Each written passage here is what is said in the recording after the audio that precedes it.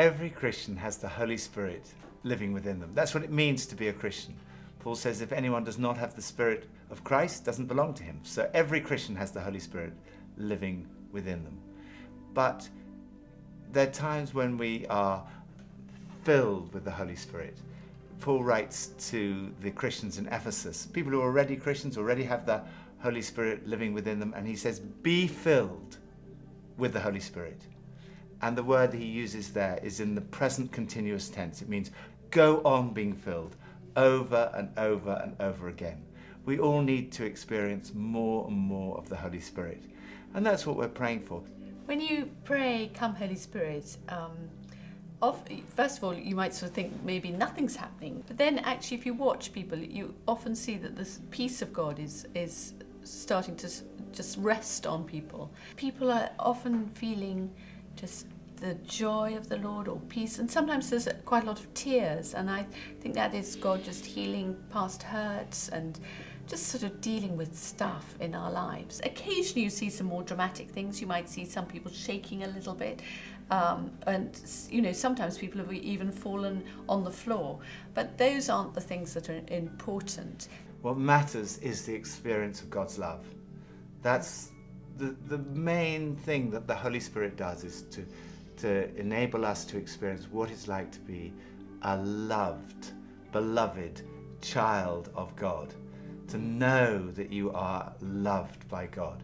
So the manifestations themselves are not what we should be focused on. I would say it's a bit like if you fall in love with someone and you have tingling in your spine, the tingling in the spine is not what you should be focused on. You wouldn't sort of go off and Google tingling in the spine and try and work out how you can get more tingling in the spine. No, you would focus on the person, but on the relationship.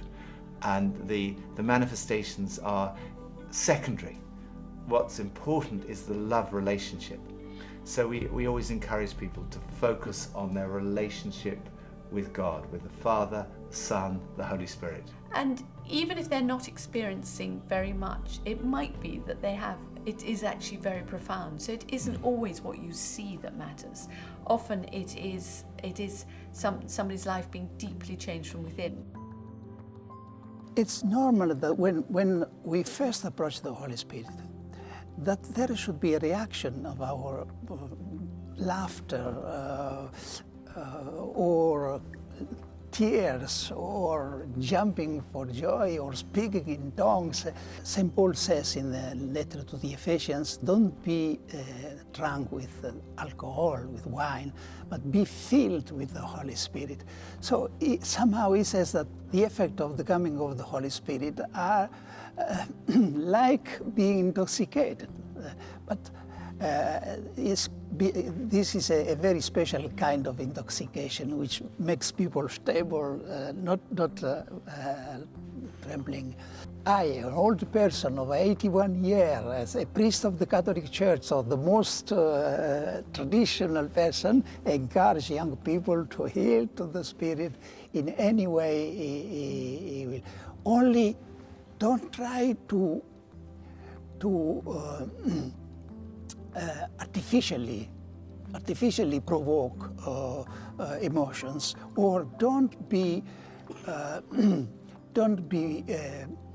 encouraged to do what others do, because the Holy Spirit is respecting our personality, our unique personality. So mimetism would be a danger.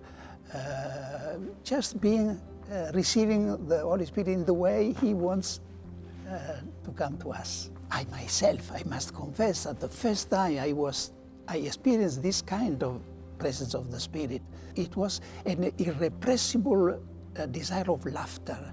But I understood that this was a very special kind of laughter. I felt like being shaken by the Holy Spirit. No, for us Christians, the Holy Spirit is a relationship, a person. It's personal love between God the Father and the Son. And if human love can change the life of two people, imagine what does the Holy Spirit with love in person, when He comes upon a person and when he is accepted, welcomed. There can be a more a rewarding experience that to experience the Holy Spirit.